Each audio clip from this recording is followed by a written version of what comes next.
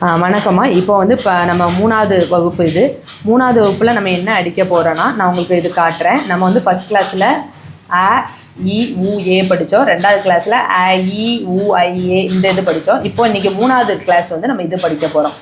அ ஓ ஓ வ ஞ ஏ எ ஏ ஔ. ஓகேவாம்மா, இதை நம்ம படிக்க போகிறோம்.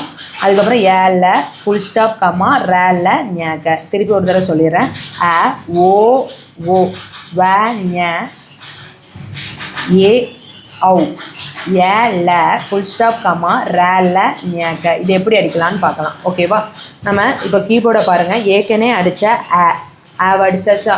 இப்போது நம்ம ஓ அடிக்க போகிறோம். ஓக்கு நல்லா பார்த்துக்கோங்க. இதில் உள்ள 2வது ஃபிங்கர் 2வது பட்டனில் அப்படியே கீழே இப்படி இறங்கணும். சரியாம்மா? அப்போ இப்படி இறங்கும் போது ஆட்டோமேட்டிக்காக ஓ வரும். 3வது ஃபிங்கர் அப்படியே இறங்குனா ஓ. அடுத்து இறங்குனீங்கன்னா 4வது ஃபிங்கர் அதே 4வது ஃபிங்கர் தான் என்னது ஞ யூஸ் பண்ணிவிட்டு அதுக்கப்புறம் அவு கொடுத்துருக்காங்க. அவுக்கு இந்த சுண்டு வரல அப்படியே நம்ம கீழே இருக்கணும். சரியா? அதான் என்னது நம்மளுக்கு அவு.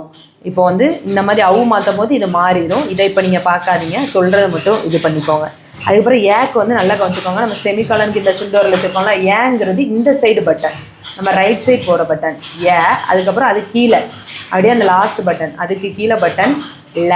அதே சுண்டு வரல பக்கத்து பட்டன் ஃபுல் ஸ்டாப்பையும் அடிச்சிங்கன்னா உங்களுக்கு இங்கிலீஷ் அடிக்கும் போது குழப்பாது.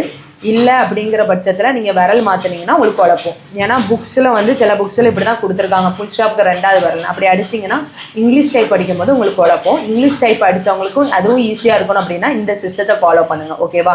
அதாவது என்னென்னா ஏக்கும் ஒரே விரல், லேக்கும் ஒரே விரல், ஃபுல் ஸ்டாப். அதுக்கப்புறம் 2வது விரல் அப்படியே இறங்கினா கம்மா, அப்படியே 3வது விரல் இறங்கினா ர, 4வது விரல் ல. அதை மட்டும் அடித்தா போதும். இன்னொரு தடவை சொல்லிடுறேன். 2வது விரல் வந்து என்னது ஓ, 3வது விரல் ஓ, ப, அடுத்து வந்து ஞ.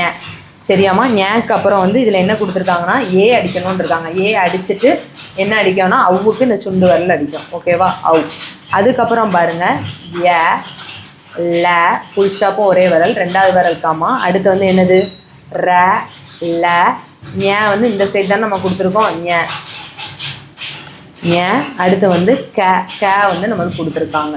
சரியா? ஞ க அடிக்கும் போது என்னதாயிரும் நம்மளுக்கு இங்கன்னு மாறிடும். ஓகேவாம்மா? இதை தான் நம்மளுக்கு என்ன சொல்லியிருக்காங்க. இப்போ வந்து நம்ம 2ஐயும் சேர்த்து பார்க்க போகிறோம். ஓகேம்மா, நம்ம இப்போ திருப்பியும் நம்ம அடிக்கும். உங்களுக்கு இன்னும் நல்லா கிளாரிட்டியாக சொல்லித்தரேன். ஃபஸ்ட்டு 2வது விரல் அடிக்கும் போது என்னதுன்னா நம்மளுக்கு என்ன வரும் ஓ. அடுத்து வந்து ஓ. அடுத்து 4வது விரல் அப்படியே கீழே இருக்குன்னா வே.